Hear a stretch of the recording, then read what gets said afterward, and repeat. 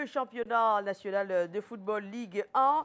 Les différents états-majors bougent et ça bouge énormément un tout petit peu partout. On va prendre le cas spécifiquement ce matin de UMS de Loum avec blessure Alex Lembe. Bonjour Alex. Bien le bonjour Soflane. Effectivement, ça bouge un peu partout. Le cas de l'UMS de Loum, parce que chaque jour, on viendra avec un cas. Demain, on parlera de l'Union sportive de Douala.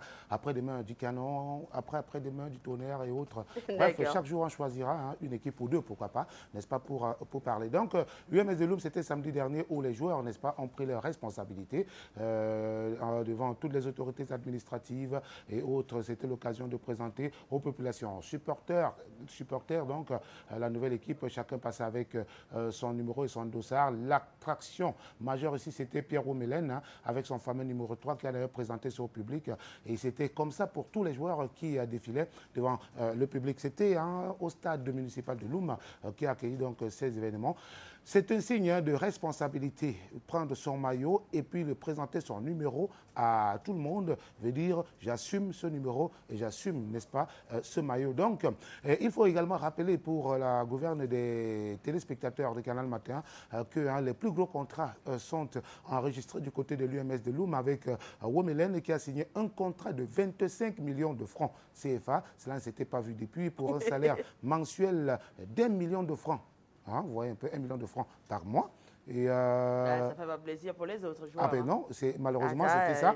Et puis son entraîneur Angel Bembarga a signé un contrat de 10 millions de francs CFA pour un salaire de 500 000 francs CFA mensuel. Donc je m'arrête seulement sur ces deux cas-là. Womelen, à qui notre reporter a posé une ou deux petites questions, il a naturellement voulu bien répondre et donner quelques informations à nos téléspectateurs. On écoute Pierre Womelen, le vieux Bliscard.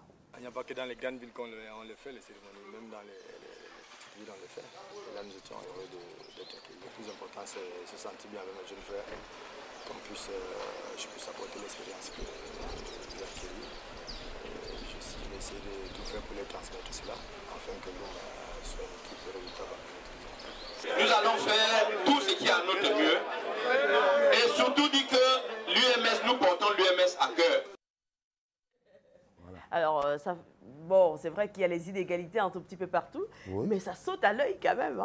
10 millions pendant que les autres seront combien? Ah ben non, là, c'est la tête du client. Qu'est-ce que vous voulez? Samuel Eto'o, c'est un moment, touchait 15 fois le salaire de son entraîneur et 20 ou 25 fois le salaire de certains de ses coéquipiers. C'est un peu comme ça que cela se passe dans toutes les équipes dans le monde. Donc, inégalité peut-être, oui, c'est vrai, a priori, mais c'est un peu comme ça. C'est un peu comme ça, malheureusement. Donc, le kick-off sera donné dans 6 jours, effectivement. Je crois que là, il n'y aura plus d'embûches. Ça sera effectif le 1er février avec la rencontre Astre Unisport de Ouakam. D'accord. Alors parlons maintenant de ce match amical Cameroun-Portugal qui se jouera plus en France, on l'a bien saisi. Et pour quelle raison, Alex?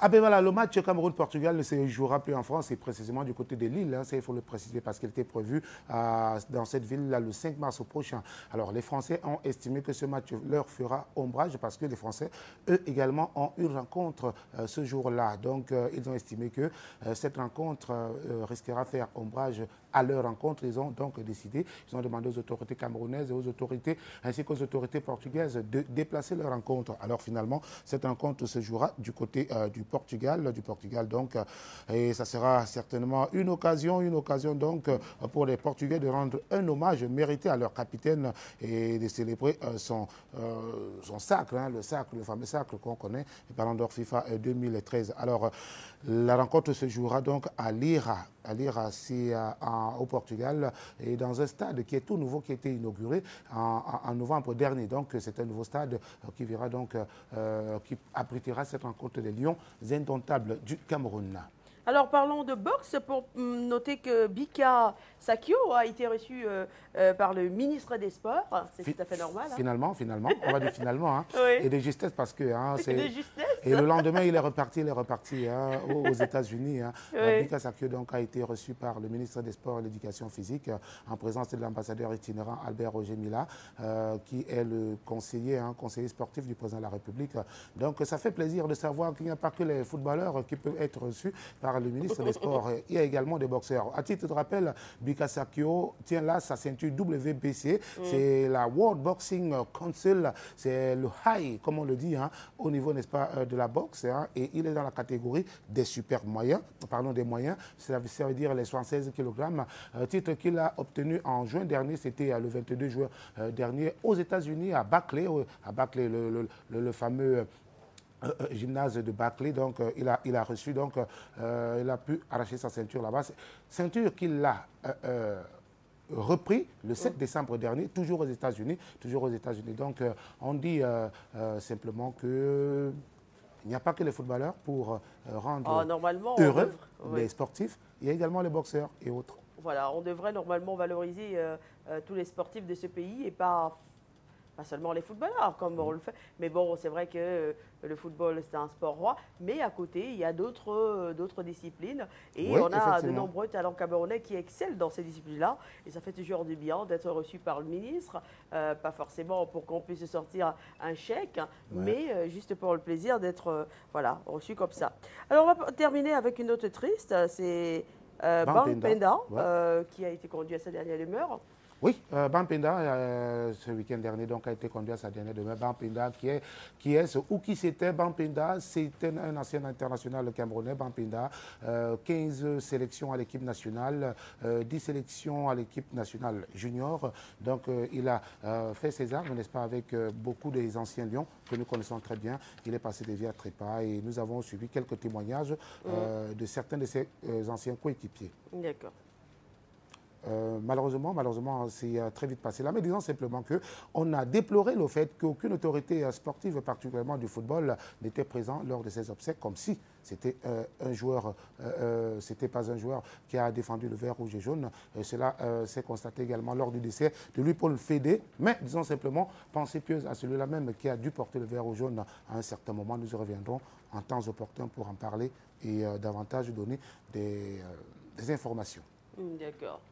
Est-ce que le Cameroun est candidat à l'organisation de la Coupe d'Afrique des Nations en 2019? Oui. Oui? Oui. Oui, on a encore le temps quand même. On a le temps. Pour peaufiner nos infrastructures. On en reparlera forcément demain. Bien, on va en parler justement. Merci beaucoup, Alex Lembé. Excellente journée. C'est moi qui vous dis merci. Et la réciproque est très vraie.